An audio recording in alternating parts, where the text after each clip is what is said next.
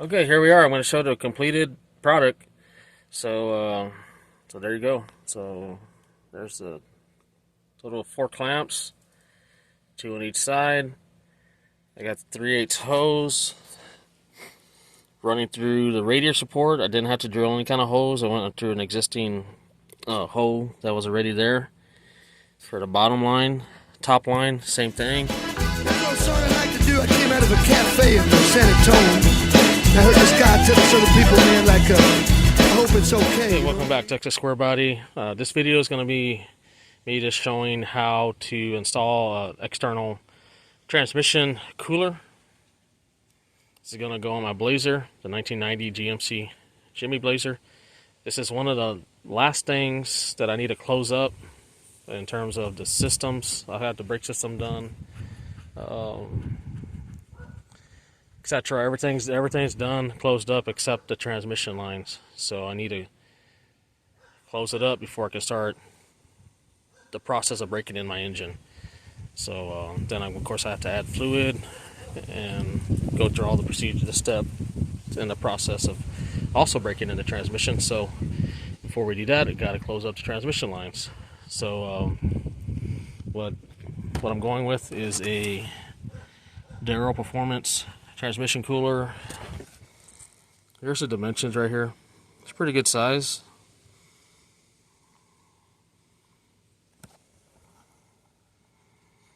Cooler itself looks like it's 9 5/8 inch by 7 5/8. Here's all the dimensions right here. See if you can see that. Nice size cooler. I put some. I bought also the AN fittings. This right here. -6 AN. These are the female. And you can see it's threaded. That's another reason why I picked this cooler. I liked how I can use some AN fittings.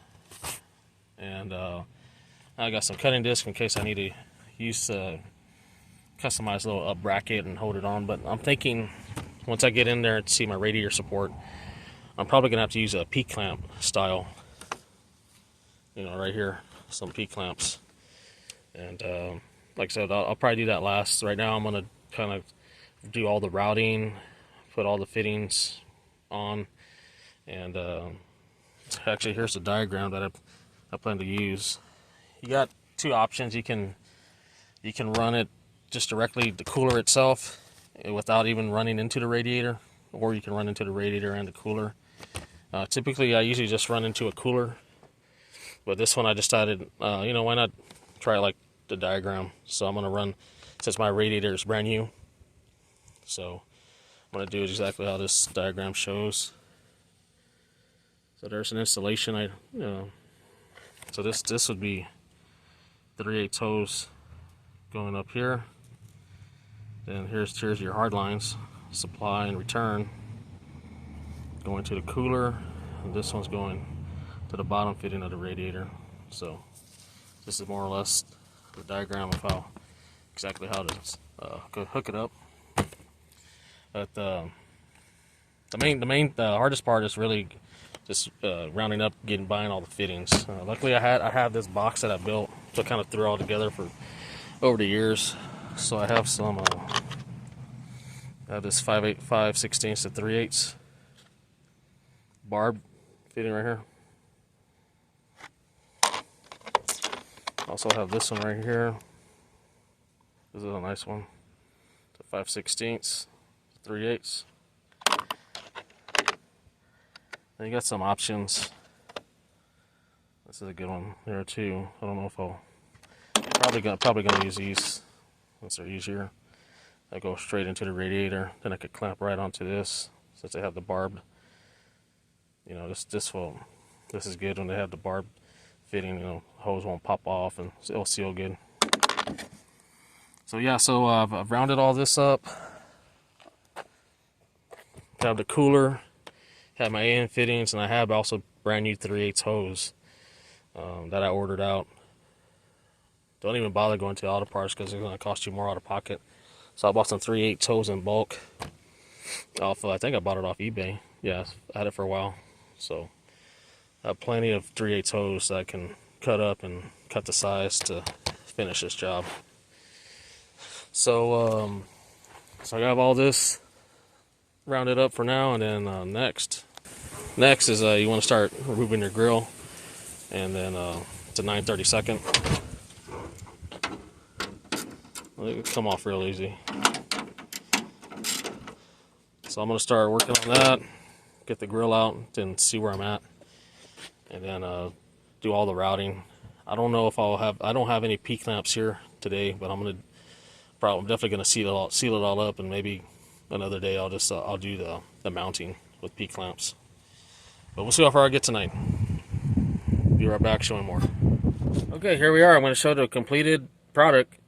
So there you go. So there's a total of 4 clamps, 2 on each side. I got the 3/8 hose running through the radiator support. I didn't have to drill any kind of hose. I went through an existing hole that was already there. For the bottom line, top line, same thing. It runs behind the horn, so I had to unbolt the horn so I can route my 3/8 hose. And they're small pieces of hose. It's not like a big long run, so I was happy about that, and I didn't have to use so much hose. And I decided to just hook it up direct into the cooler. So I'm not going to go into the radiator like I first initially said. I showed a picture in the beginning of the video. That's an option, but I decided not to because I didn't like how it would have to gone down and up. It would have been real messy, kind of spaghetti. It wasn't going to be clean looking. I didn't like that. So what I ended up doing, just going straight into the cooler. So you can see there's a line right here, the upper line, and the lower transmission line down there. So if it's, yeah, there you go. And then in the original, where they would go into the radiator, had the covers, so I just put the covers back on it just to close up the fittings, so you don't get any kind of debris or any kind of what have you into the fittings. So just kept the covers, and yeah, this is the finished result. So it goes like that up, it comes back, or it goes through the cooler, comes back down transmission, and it just keeps circulating. So that's how that looks. I'm pretty happy how it came out. Let's check it out again. There's a better angle. So yeah.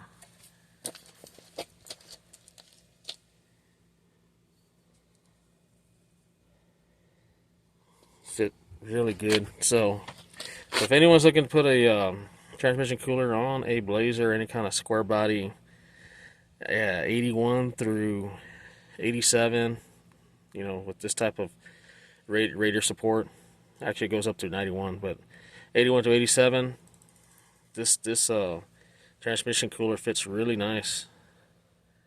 So this is what it would look like, and hope you can get some ideas for installation. It was pretty easy. It wasn't that hard. Just sourcing these clamps was the hardest thing that was, and actually that wasn't that hard. You can find those at you can get them on Amazon. I didn't buy them on Amazon. I ended up going through Harbor Freight. You can buy them at Harbor Freight, or you can order them out through Amazon. And they are 5/8 clamps. There's the AN fittings, so I can just unbolt it real easy, just if I ever need to remove the lines or for whatever reason. So there you go. It's a Squarebody. I'm going to be back. I'll show you a lot more. And next, what I want to do is gonna start adding fluid to the transmission. Stay tuned for more. Bye for now.